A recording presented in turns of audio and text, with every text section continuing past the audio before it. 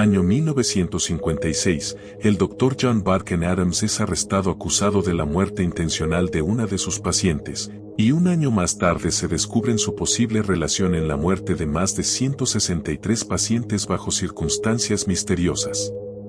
Según la policía, este doctor mataba a sus víctimas, siempre personas mayores y adineradas, con sobredosis de drogas, después de que cambiaran sus testamentos a su favor. Este método escalofriante le serviría a Adams para pasar desapercibido durante mucho tiempo y ser considerado el médico de cabecera más rico de Inglaterra, acumulando una fortuna de más de 400.000 libras esterlinas, un Rolls Royce Silver Ghost y varias propiedades heredadas de sus pacientes a su nombre.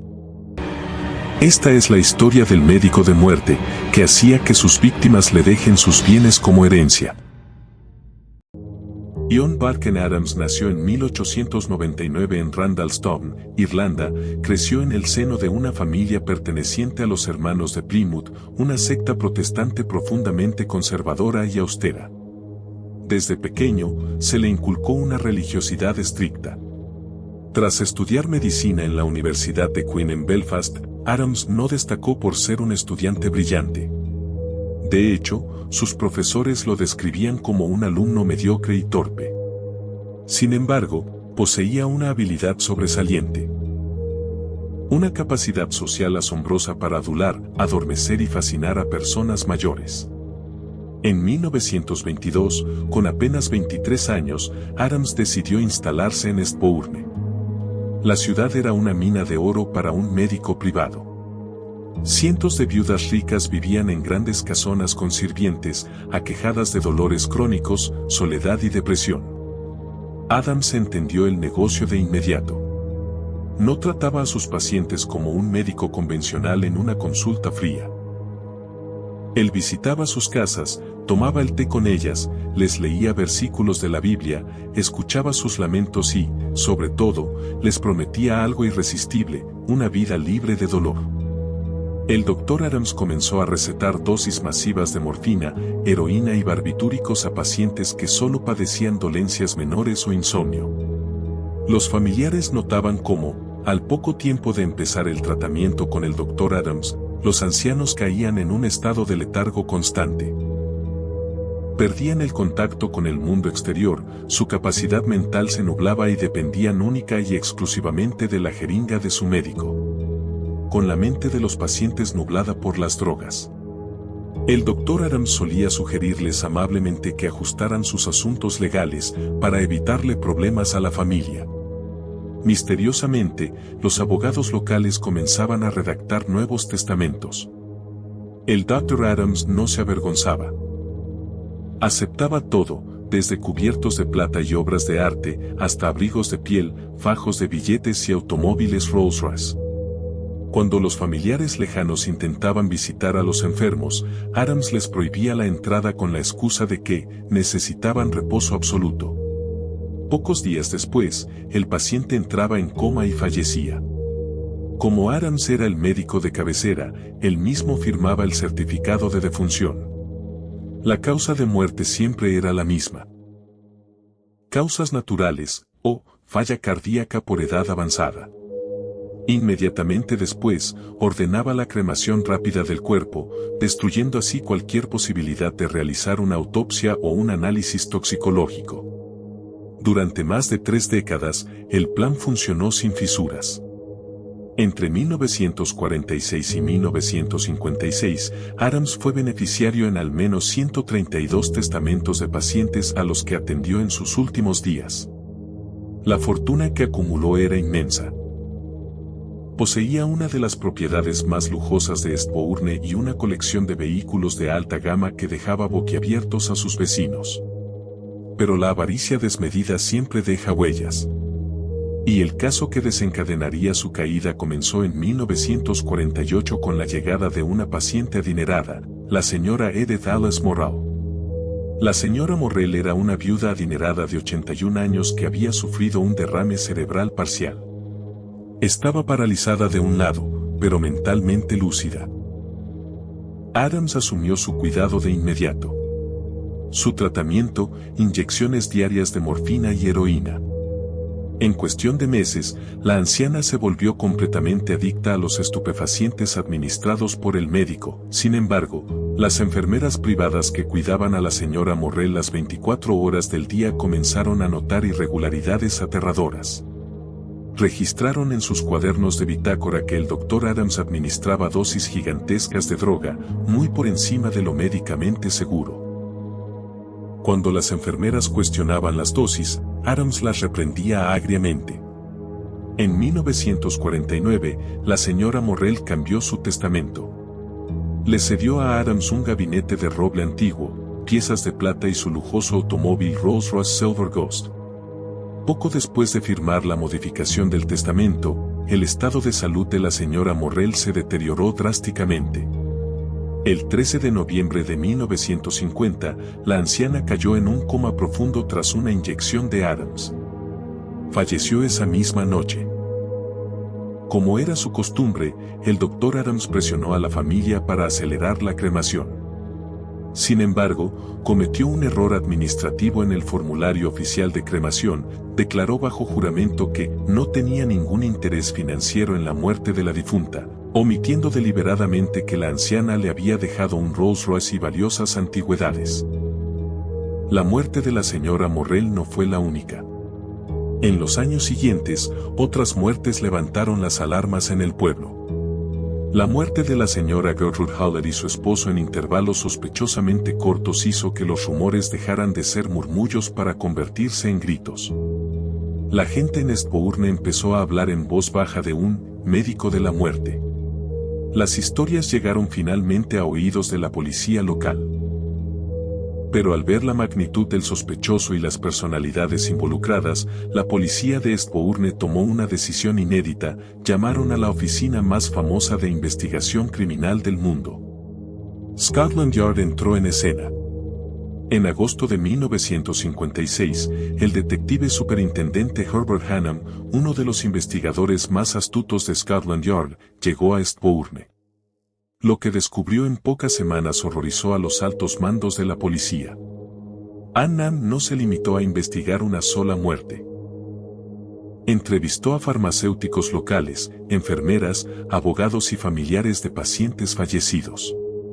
Los registros de las farmacias revelaron un dato monstruoso: el Dr. Adams había comprado cantidades astronómicas de medicamentos controlados. Solo para la señora Morrell, había adquirido más de 1.600 gramos de morfina y heroína en un periodo de 10 meses. Cantidades suficientes para matar a un ejército. El 1 de octubre de 1956, el detective Hannam encaró directamente al Dr. Adams en su residencia. La conversación fue registrada minuciosamente en el informe policial. Cuando Hannam le cuestionó sobre las enormes cantidades de drogas encontradas en sus registros y los constantes regalos de los fallecidos, Adams no se inmutó.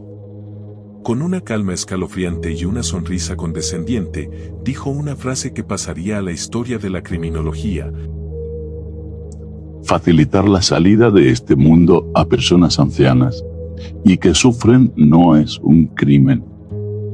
No se puede probar que sea un crimen. Ellas querían morir. Afectó eso a su testamento. Eso fue solo la gratitud de mis pacientes por mi trabajo. Hannam supo en ese instante que tenía ante sí a un depredador metódico. El informe final de Scotland Yard vinculaba formalmente al Dr. John Barken Adams con al menos 163 muertes sospechosas entre 1946 y 1956. El detective estaba convencido de que Adams era el mayor asesino en serie de la historia de Gran Bretaña. Sin embargo, cuando el caso estaba listo para pasar a los tribunales, ocurrió algo inesperado en las altas esferas del poder político británico. El 19 de marzo de 1957 comenzó en el tribunal de Old Bailey en Londres el juicio contra el Dr. John Barken Adams. El país entero estaba paralizado. Se le acusó formalmente del asesinato de la señora Edith Alice Morrell. Para liderar la acusación, el gobierno nombró al mismísimo fiscal general de la corona, Sir Reginald Manningham Buller. Por su parte, la defensa de Adams contrató al abogado penalista más brillante de la época, Frederick Lawrence, quien preparó una estrategia de defensa impecable y devastadora. Lo que debió ser un juicio contundente se convirtió rápidamente en un desastre para la fiscalía. En primer lugar, el fiscal cometió errores infantiles. En lugar de presentar los registros médicos completos, omitió pruebas clave. Cuando las enfermeras subieron al estrado a testificar sobre las inyecciones letales que Adams aplicaba, el abogado defensor de Adams sacó su arma secreta: las libretas de notas originales de las enfermeras que la fiscalía no había revisado a fondo. El abogado demostró que los horarios y dosis que las enfermeras recordaban de memoria no coincidían con lo que ellas mismas habían escrito 6 años atrás. El testimonio de los testigos principales de la acusación quedó completamente descreditado. Pero el golpe maestro de la defensa vino al discutir el uso de la morfina.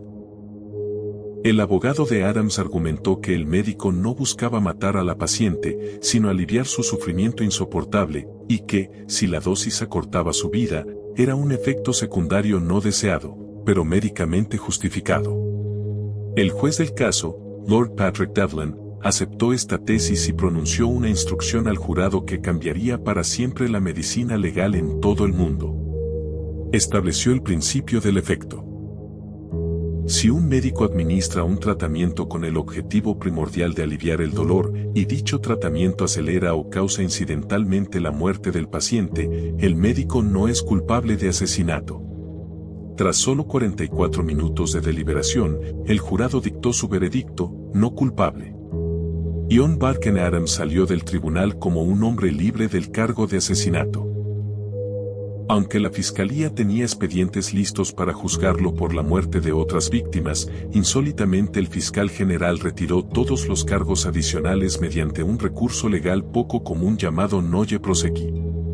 El mayor caso de homicidio múltiple del Reino Unido se cerró de golpe. ¿Por qué el sistema judicial británico se rindió tan fácilmente ante un hombre acusado de más de 160 muertes? Décadas más tarde, cuando los archivos secretos de Scotland Yard y del Ministerio del Interior fueron desclasificados en la década de 2000, la espeluznante verdad salió a la luz. El gobierno británico temía las consecuencias de condenar a Adams. En 1957, el Sistema Nacional de Salud, el NHS, era una institución joven y frágil. Demostrar que un médico respetado había asesinado sistemáticamente a cientos de pacientes en sus propias casas habría destruido por completo la confianza de la ciudadanía en los médicos y en el sistema de salud estatal. Además, existía un componente de encubrimiento de la alta sociedad. Entre los pacientes de Adams figuraban políticos, jueces, aristócratas e incluso miembros de las familias más influyentes del país. Un juicio prolongado habría sacado a la luz secretos vergonzosos, chantajes y conspiraciones familiares sobre las herencias. Se decidió que era mejor sacrificar la justicia a cambio de evitar un pánico nacional. Aunque libró la cárcel por asesinato, Adams no salió completamente ileso. Fue condenado por delitos menores de fraude, falsificación de recetas médicas, mentir en certificados de defunción y no registrar el uso de drogas peligrosas. Se le retiró la licencia médica y pagó una multa modesta. Sin embargo, en 1961, tras apelar insistente y silenciosamente, se le restituyó su licencia médica. Adams regresó a Eastbourne, donde continuó viviendo tranquilamente, atendiendo a algunos viejos pacientes y disfrutando de las fortunas que le habían legado sus víctimas, hasta su muerte por causas naturales en 1983, a la edad de 84 años. Al morir, irónicamente, dejó la mitad de su enorme patrimonio a la iglesia local y a su ama de llaves. Bodkin Adams demostró que el monstruo más peligroso no siempre acecha en un callejón oscuro con un arma. A veces, viste una bata blanca, lleva una Biblia bajo el brazo, te sonríe con calidez y te ofrece una inyección para calmar tu dolor, mientras revisa discretamente la última página de tu testamento.